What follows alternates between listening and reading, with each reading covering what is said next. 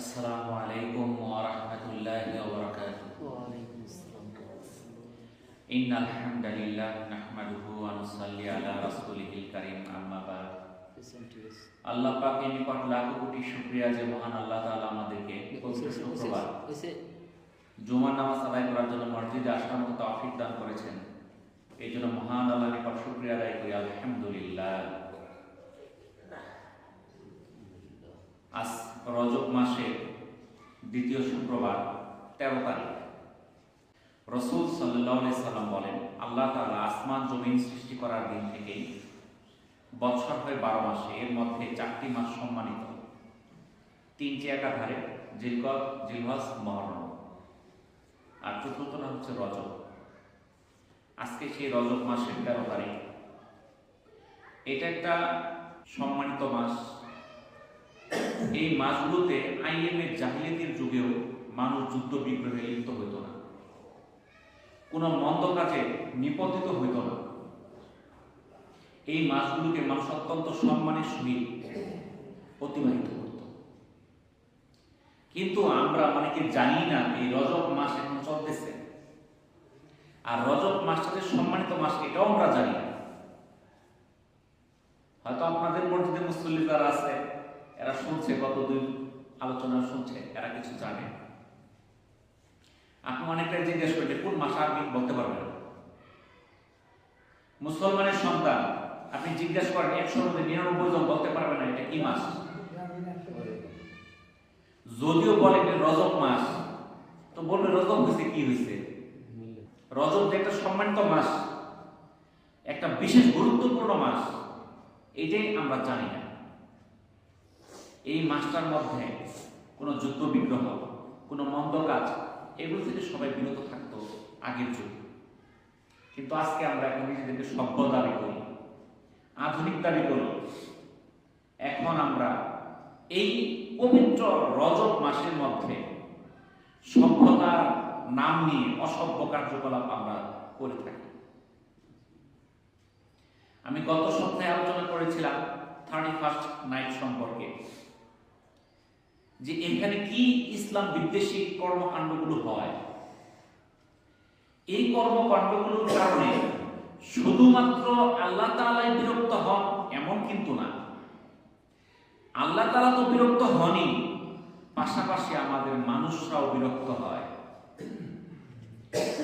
যার ক্ষতি হয় সে বুঝে এই উৎসবের কি করুণ পরিণতি। সুইজারল্যান্ডের দক্ষিণ পশ্চিমাঞ্চল ক্রান্স মন্টানা, সেখানে নববর্ষ উৎসব উদযাপন করতে যায় আগুনে 40 জনের মৃত্যু হয়েছে, আহত হয়েছে শতাধিক। এদের মধ্যে অনেকে আবার মুমূর্ষ অবস্থায় আছে। এটা ঘটে ক্রাস মন্টানার একটা স্কি রিসোর্টে। সুইজারল্যান্ডের ইতালির রাষ্ট্রদূত জিয়ান লরেঞ্জো ফার্নান্দো বলেন, পানশালা মানে যেখানে মদ পান করে বার, এই বারের ভিতরে একজন আতশবাজি জ্বালায়। সে আতশবাজি থেকে ছাদে আগুন লাগে, আর সেই ছাদে আগুন থেকে চারদিকে ছড়ায় পড়ে। এতগুলো মানুষের জীবন ধ্বংস হয়ে যায় মুহূর্তের মধ্যে।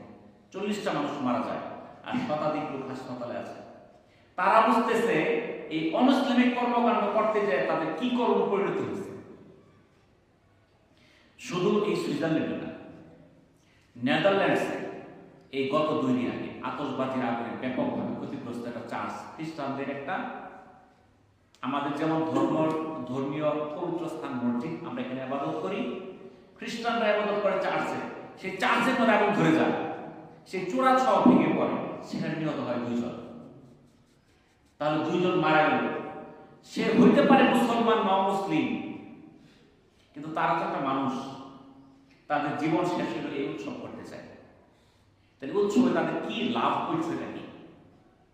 আমাদের ঢাকাতে মিরপুর 7 নম্বরে এই নববর্ষ উদযাপন করতে চায়, ফানুস জ্বালায় এই আগুন লাগছে। রাত্রি 12টায় 1 মিনিট বাজার সঙ্গে সঙ্গে হাজার হাজার বোমা পটকা ফোটা শুরু হয়। বিভিন্ন গাছের মধ্যে পাখিরা থাকে, এই পাখিগুলো আতঙ্কিত হয়ে দৌড়াদৌড়ি করে ছুটোছুটি করে পটকার শব্দে মারা যায় হাজার হাজার পাখি। এই 31শে ডিসেম্বরের পর যখন 1 জানুয়ারি সকালে দেখা যায় বিভিন্ন গাছের নিচে শত শত পাখি পড়ে রয়েছে। যে সকল জায়গায় এই কাজগুলো হয়। যারা এই নিরাপরাধ পাখিগুলোকে হত্যা করলো, তাদের কি ক্ষমতা আছে একটা পাখির জীবন দেওয়ার? ক্ষমতা তো নাই। এরকম ভাবে এই যে মানুষগুলো ইসলামকে অবজ্ঞা করে তারা অনৈসলামিক যে কর্মকাণ্ডে লিপ্ত হয়েছে, এতে ক্ষতি তো তাদেরই হচ্ছে, আল্লাহর তো কোনো ক্ষতি নাই।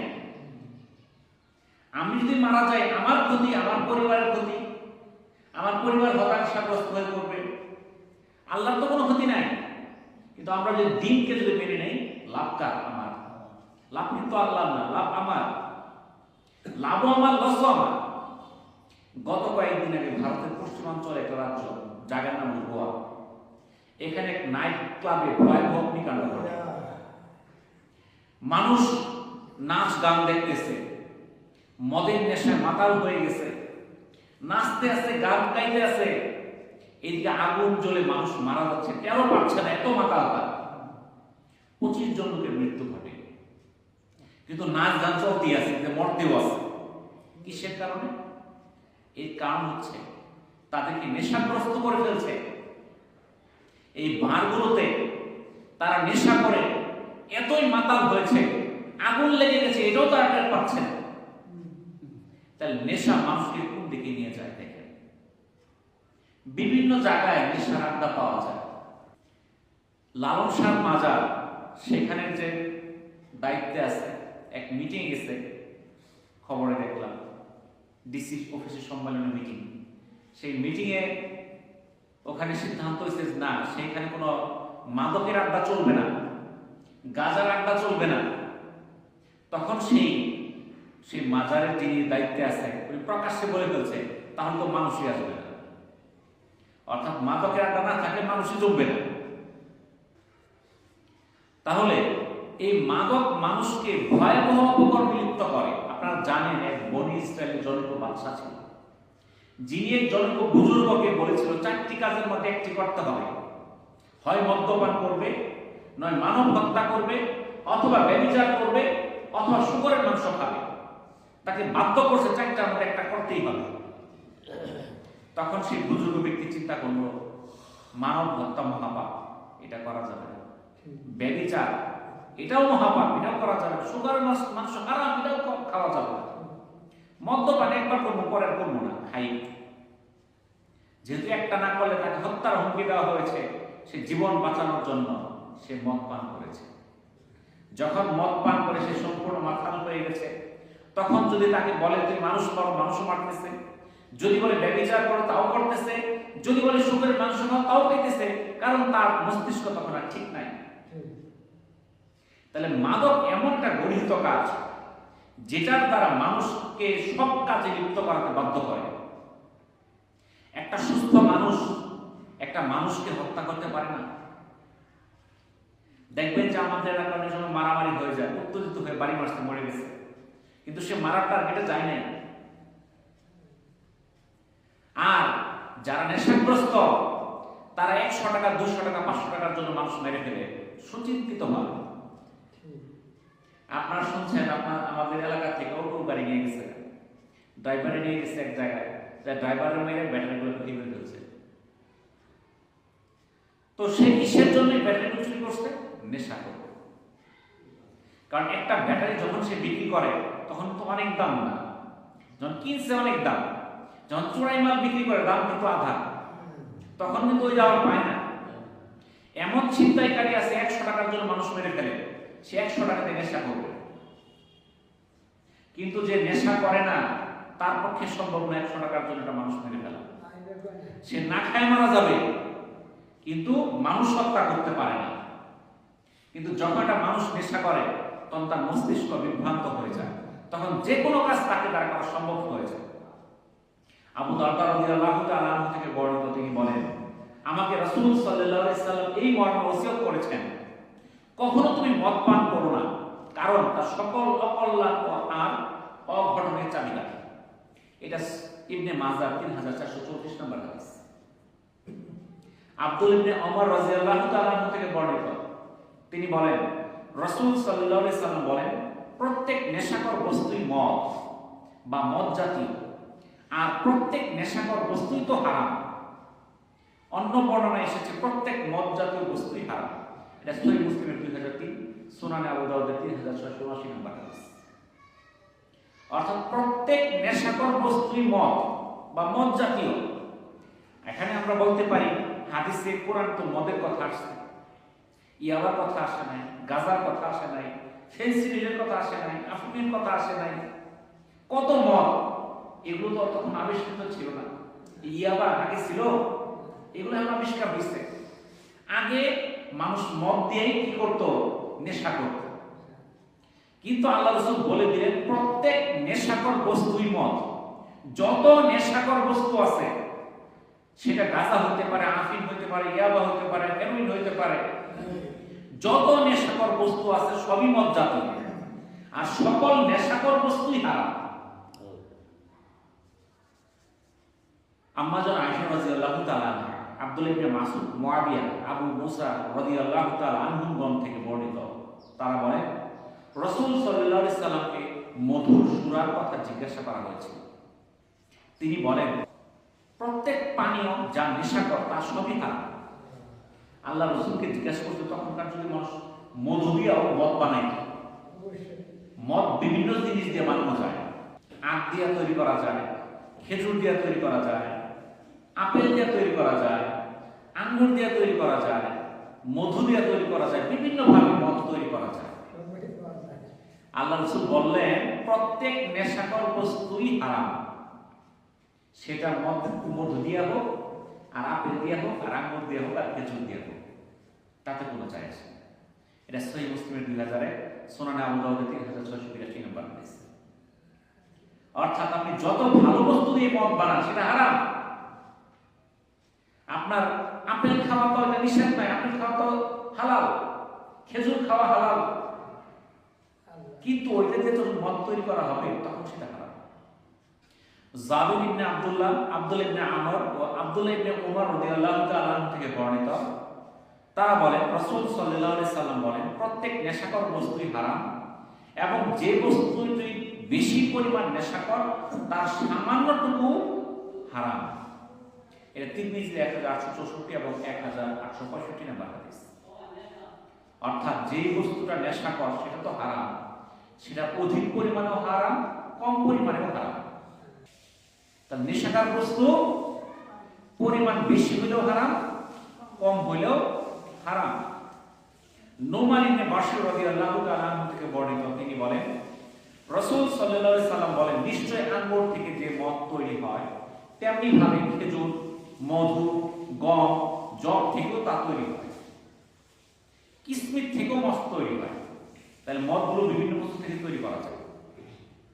নোমান ইবনে বাশির রাদিয়াল্লাহু তাআলা আনহু থেকে বর্ণিত, তিনি বলেন রাসূল সাল্লাল্লাহু আলাইহি সাল্লাম বলেন নিশ্চয় মদ যেমন কোন ফলের রস, বিশেষভাবে আঙ্গুরের রস, কিসমিস, গম, যব এবং ভুট্টা থেকেও তা তৈরি হয়, আর আমি নিশ্চয় তোমাদের প্রত্যেক নেশাকর দ্রব্য গ্রহণ করা থেকে নিষেধ করছি। সুনানে আবু দাউদের 3677 নম্বর হাদিস। তাহলে যত ধরনের নেশাকর বস্তু আছে সকল নেশাকর বস্তু গ্রহণ করা থেকে আল্লাহ রাসূল আমাদের কি করছেন? নিষেধ করছেন। আব্দুল্লাহ ইবনে ওমর রাদিয়াল্লাহু তাআলা আনহু থেকে বর্ণিত, তিনি বলেন একদা ওমর রাদিয়াল্লাহু তাআলা আনহু মিম্বরে উঠে আল্লাহ তাআলার প্রশংসা ও রাসূল সাল্লাল্লাহু আলাইহি সাল্লামের উপর দরুদ পাঠের পর বললেন মদ হারাম হওয়ার আয়াত অবতীর্ণ হয়েছে। তখন 5টি বস্তু দিয়ে মদ তৈরি করা হতো। কি কি? আঙ্গুর, খেজুর, মধু, গম, যব। তবে মদ বলতে এমন সব বস্তুকে বোঝানো হয় যা মানুষের মস্তিষ্ককে উন্মত্ত করে দেয়, প্রমত্ত করে দেয়। এটা সহিহ বুখারীর 4619, সহিহ মুসলিমের 3032, সুনানে আবু দাউদের 3669 নম্বর হাদিস। আনাস ইবনে মালিক রাদিয়াল্লাহু তাআলা আনহু ও আব্দুল্লাহ ইবনে ওমর রাদিয়াল্লাহু তাআলা আনহু থেকে বর্ণিত, তারা বলেন রাসূল সাল্লাল্লাহু আলাইহি সাল্লাম মদের ব্যাপারে 10 জন ব্যক্তিকে লানত বা অভিসম্পাত করেছেন। কয়জনকে? 10 জন। 1 নাম্বার কারা? যে মদ বানায়। 2 নাম্বার যে কারিগর। 3 নাম্বার যে পান করে মানে যে খায়। 4 নাম্বার যে বহন করে নিয়ে আসে, 5 নাম্বার যার নিকট বহন করে নেওয়া হয়, যার কাছে নিয়ে যাওয়া হয়, 6 নাম্বার যে অন্যকে পান করা। অনেকে মদের দোকানে চাকরি করে, বারে চাকরি করে, সে খায় না, অপরাধ একটাই, মানুষের খাওয়া অন্যকে পান করায়। 7 নাম্বার বিক্রেতা যে বিক্রয় করে, নিজে খায় না কিন্তু বিক্রয় করে, অপরাধ একটাই। 8 নাম্বার যে লাভ খায়, লাভের টাকা নিয়ে জীবন অতিবাহিত করে। 9 নাম্বার খরিদ্দার যে কিনে নিয়ে আসে। 10 নাম্বার যার জন্য খরিদ করা হয়। এই প্রত্যেকের উপর আল্লাহ তাআলার লানত, অভিসম্পাদ। বুঝতে পারছেন?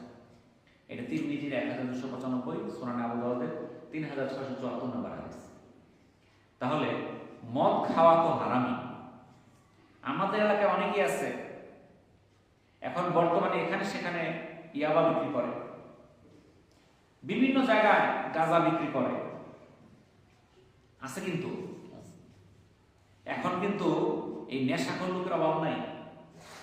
অনেকেই নেশায় আছে, সারাদিন আছে, পড়ে আছে। কোন জায়গায় বিক্রি করে তারা জানে। আপনার ভালো জিনিস বিক্রি করতে চাইলে অ্যাডভার্টাইজ দেয়, সাইনবোর্ড দেয়, মাইক মারে, তাও মানুষ কিনতে চায়। এগুলা অবৈধ জিনিস, হারাম জিনিস। এটা কোনো দোকান লাগে না, সাইনবোর্ড লাগে না, অ্যাডভার্টাইজ লাগে না, ঠিকই বেচা কিনা হইতেছে, বন্ধ হয় না। যেখানে থাকুক সেখান থেকে আনবে তারা। তো এখন আমাদের মধ্যে অনেকেই বলে এটার মধ্যে অনেক লাভ আছে। আসলে লাভ আছে কি? পবিত্র কোরআনে আল্লাহ তাআলা বলেন, তারা তোমাকে মদ ও জুয়া সম্পর্কে জিজ্ঞাসা করে, বলো এই দুটি রয়েছে বড় পাপ ও মানুষের জন্য অপকার, আর তার পাপ ও তার উপকারিতার চেয়ে অনেক বড়। এটা সূরা বাকারার 219 নম্বর আয়াতের অর্থ। তাহলে মদ আর জুয়ার মধ্যে কি আছে? পাপ আছে, ক্ষতি আছে। এই পাপ আর ক্ষতিটা উপকারিতার চেয়ে অনেক বড়। কেউ বলতে পারে কিছু কিছু উপকার আছে, থাকতেও পারে, কিন্তু ক্ষতির চেয়ে বেশি না। সূরা নিসার 43 নম্বর আয়াতে আল্লাহ তাআলা বলেন, হে মুমিনগণ, নেশাগ্রস্ত অবস্থায় তোমরা নামাজে নিকটবর্তী হও না। আল্লাহ তাআলা এই নেশাকে ধাপে ধাপে নিষিদ্ধ করছেন, হারাম করছেন। কারণ আগের যুগে মানুষ প্রচুর নেশা করত, তাদের এই মদ ছাড়া তাদের দিন চলতো না। আল্লাহ তাআলা ধাপে ধাপে সেই মদটা হারাম করেছেন।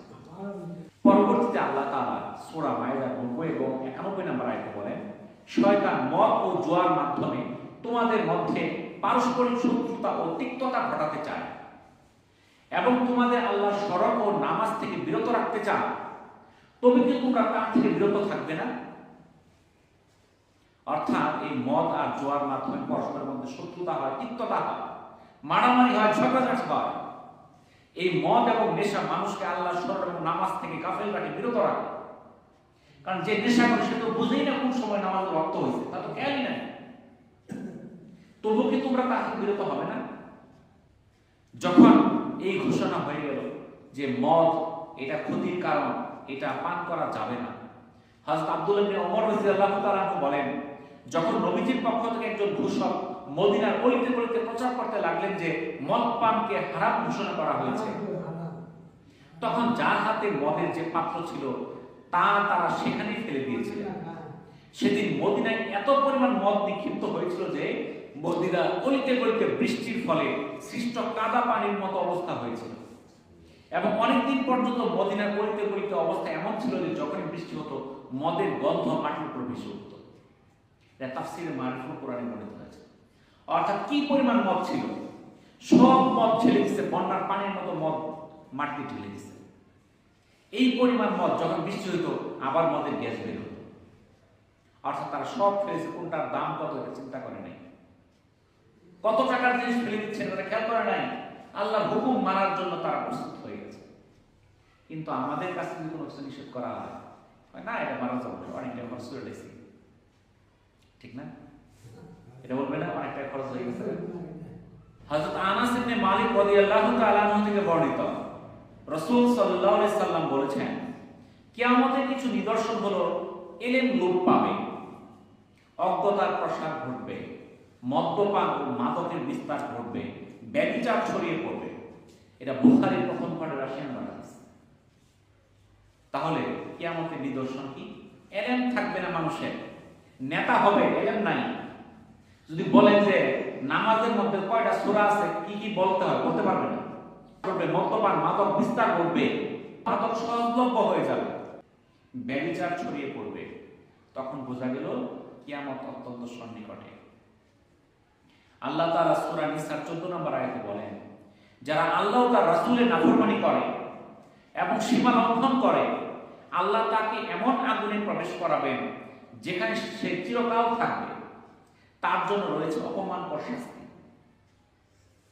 তাহলে আল্লাহ তাআলা আমাদের জানাই দিলেন, ধমকি কিন্তু দিয়ে দিচ্ছেন, যারা আল্লাহ ও তার রাসূলের নাফরমানি করবে, সীমা লঙ্ঘন করবে, তাকে এমন আগুনে প্রবেশ করানো হবে চিরকাল তারা সেখানে থাকবে, তাদের জন্য থাকবে অপমানকর শাস্তি। আম্মার ইবনে ইয়াসির রাদিয়াল্লাহু তাআলা আনহু থেকে বর্ণিত, রাসূল সাল্লাল্লাহু আলাইহি সাল্লাম বলেছেন, 3 শ্রেণীর মানুষ কখনো জান্নাতে যাবে না। 1 নাম্বার, যে ব্যক্তি তার পরিবারের বেহায়াপনার সুযোগ দেয়। 2 নাম্বার, পুরুষের বেশধারী নারী। 3 নাম্বার, নেশাদার দ্রব্য পানকারী। এটা তাবরানী তারগিবের 3381 নম্বর হাদিস। তাহলে আল্লাহ রাসূল আমাদের স্পষ্ট জানাই দিলেন, 3 ধরনের লোক কই যাবে না? জান্নাতে যাবে না। 1 নাম্বার কারা? যারা পরিবারের লোকদেরকে বেহায়াপনা করতে দেয়। আপনার সন্তান নাচ গান করে, আপনি না করেন না। বেপরদায় চলে, আপনি কিছুই বলেন না। নেশা খায়, আপনি কিছুই বলেন না। তাহলে এই যে যারা এই কাজগুলো করবে, হয়তো বাপে কি করে, 5 ওয়াক্ত নামাজ পড়ে, রোজা রাখে, হজ করে, যাকাত দেয়, সবই করে, কিন্তু জান্নাত তার জন্য হারাম। যে ব্যক্তি তার পরিবারের লোকজনকে এই বেহায়াপনার সুযোগ দিবে, সে নামাজ, রোজা, হজ, যাকাত যাই কিছু করুক না কেন, সে জান্নাতে প্রবেশ করতে পারবে না। 2 নাম্বার কারা? পুরুষের বেশধারী নারী। এখন বর্তমানে মেয়েরা শার্ট প্যান্ট পরে পরে, আপনার বোঝার উপায় নাই এটা ছেলে না মেয়ে, আপনি চিনতে পারবেন না তার পোশাক দেখে। তাহলে যেই সকল নারীরা পুরুষের পোশাকে চলে, তারাও কখনো জান্নাতে যাইতে পারবে না। যারা এই যে পুরুষের পোশাক পরে চলতেছে, তারা কি সব ইহুদি খ্রিস্টান? না মুসলমানের সন্তান আছে? বাপে বাধা দেয় নাই, আর বাপ মা তাকে আধুনিকতা শিখেছে, তুমি প্যান্ট শার্ট পরে চল, তোমার জামা পায়জামা পরার দরকার নাই, ওনা পরার দরকার নাই। যেই সকল নারীরা এই পুরুষের বেশ ধরবে, তাদের জন্য জান্নাত হারাম হয়ে যাবে। 3 নাম্বার, যারা নিয়মিত নেশাকর দ্রব্য পান করে, নেশা পান করে যারা, এরা কখনো জান্নাতে যেতে পারবে না। যারা নেশা পান করে, এদের 40 দিনের ইবাদত পর্যন্ত নষ্ট হয়ে যায়। আপনি দেখেন, মানুষ অনেক অপরাধ করে, চুরি করে, ডাকাতি করে, হত্যা করে, ছিনতাই করে, অনেক কিছু করে, কোনো ব্যাপারে বলা হয় নাই যে এই কাজটা করলে তার 40 দিনের ইবাদত কবুল হবে না, 40 দিনের সালাত কবুল হবে না, এমন কিন্তু বলা হয় নাই। কিন্তু আব্দুল্লাহ ইবনে আমর রাদিয়াল্লাহু তাআলা আনহু বলেন, রাসূল সাল্লাল্লাহু আলাইহি সাল্লাম বলেছেন, যে ব্যক্তি নেশাদার দ্রব্য পান করবে, আল্লাহ তার 40 দিনের সালাত কবুল করবেন না। যদি এই অবস্থায় মারা যায়, তাহলে সে জাহান্নামী হবে। যদি তওবা করে, তবে আল্লাহ তাআলা তাকে তার তওবা কবুল করবেন। যদি তওবা করে সে আবার নেশা করে, তাহলে 40 দিন তার সালাত কবুল হবে না। যদি এই অবস্থায় সে মারা যায়, সে জাহান্নামে যাবে। আর যদি তওবা করে, আল্লাহ তাআলা তার তওবা কবুল করবেন। আবার যদি নেশা করে, তাহলে আবার তার 40 দিনের সালাত কবুল করা হবে না। এই অবস্থায় মারা গেলে সে জাহান্নামে যাবে। তওবা করলে আল্লাহ তা কবুল করবেন। লোকটি যদি 4বার মদ পান করে, আল্লাহ তাকে কিয়ামতের দিন রাদাগাতুল খাবাল পান করাবেন। সাহাবীগণ জিজ্ঞাসা করলেন, হে আল্লাহর রাসূল সাল্লাল্লাহু আলাইহি সাল্লাম, রাদাগাতে খাবাল কি? রাসূল সাল্লাল্লাহু আলাইহি সাল্লাম বললেন, আগুনের তাপে জাহান্নামীদের শরীর হতে গলে পড়া রক্তপুঞ্জ মিশ্রিত গরম তরল পদার্থ। এটা সুনান ইবনে মাজাহ 2738 নম্বর হাদিস। তাহলে যদি কেউ ভুলক্রমে একবার নেশা করে ফেলছে, আল্লাহর কাছে যদি ক্ষমা চায়, তওবা করে, আল্লাহ মাফ করে দেবে। তওবা কাকে বলে? তওবা ওইটাকে বলে যে হে আল্লাহ, আমি এটা করছি, ভুল হয়ে গেছে, আমি এই কাজ আর কখনো করব না। যে না করার অঙ্গীকার নিল, কৃতকর্মের জন্য আল্লাহর কাছে মাফ চাইল, আল্লাহ তাকে মাফ করবে, দ্বিতীয়বার মাফ করবে, তৃতীয়বার মাফ করবে, চতুর্থবার যখন তার নেশা করবে তখন তার এই তওবা কবুল করা হবে না। তাকে কিয়ামতের দিন রাদাগাতুল হাবাল নামে একটা পানীয় আছে। সেটা কি? সেটা হলো সেই জাহান্নামীদের তীব্র গরমে তাদের শরীর হতে রক্তপুঞ্জ মিশ্রিত গরম পদার্থ, এটা সে খাবে, এটা তাকে খাওয়ানো হবে। সে দুনিয়াতে মদ খাইছিল যা। হইতে পারে ওই ব্যক্তি তওবার কারণে জান্নাতেও যেতে পারে, কিন্তু তার এটা খাইতে হবে যে 3 বারের অধিক মদ পান করেছে, নেশা করেছে। তাহলে আপনি কি চান আপনার সন্তান এগুলো পান করুক? অন্তত আমরা মসজিদে যারা আসি, এরা যেন এই সকল কাজে জড়িত না থাকি। আর কিছু লোক আছে মসজিদের জীবনে ফুসকি দেয় না, ওই আমার কথাও জানে না, আপনার কথাও জানে না, কেউ কথা জানে না, অন্যদিকে কেমনি শোনাবেন আপনি? যারা অন্তত মসজিদে আসে তারা যেন এই কাজগুলোর মধ্যে জড়িত না হয়। সে ওয়াক্তি নামাজি হোক, শুক্রবারের মুসল্লি হোক, যেই হোক, যার পাটা মসজিদে ঢুকছে সেই জন্য অপকর্মে না যায়। বুঝতে পারলেন? এখানে যে দেখলাম যে আমরা গরু ছাগল নিয়ে অনুষ্ঠান করলো, এটার মধ্যে দেখবেন যে লাল একটা পতাকা টানাইছে। অনেক জায়গায় উরস নাম দিয়া গাজার আসর বসে, উরস নাম দিয়া বাউলের গানের আয়োজন করে। ওরা বলে গাজা খাই না, সিদ্ধি খাই। বুঝতে পারছেন তো? তাহলে গাজাই বলেন আর সিদ্ধি বলেন, সবই কিন্তু হারাম। তো আমরা কিন্তু আজকে আলোচনার বিষয় আসছিলাম এই যে মাদক দ্রব্য নিয়ে, কিন্তু আমাদের শীতের দিন আইতে অনেক দেরি হয়ে যায়, লেপের নিচ থেকে বের হইতে মন চায় না, ঠিক না? কিন্তু এই যে কয়দিন পরে যে আমরা বুড়োটা লাগানো শুরু করবো, ঠান্ডার মধ্যে পানির মধ্যে নামুন লাগবো, তখন কিন্তু ঠিকই আমি যাবো, তখন কিন্তু লেপের নিচে থাকবার চাই না। কি জন্য? ওইটা না করলে আমার দুনিয়ার লস, আমার ফলন হবো না, আমার শীতের মধ্যে লাগাইতে হবো, তখন কিন্তু আমি খুব বুঝতেছি। কিন্তু এই যে আখিরাতের লাভটা হলো নামাজ, জুমার নামাজ এত গুরুত্বপূর্ণ একটা নামাজ। আলহামদুলিল্লাহি রাব্বিল আলামিন। আসসালামু আলাইকুম ওয়া রাহমাতুল্লাহি ওয়া বারাকাতুহু।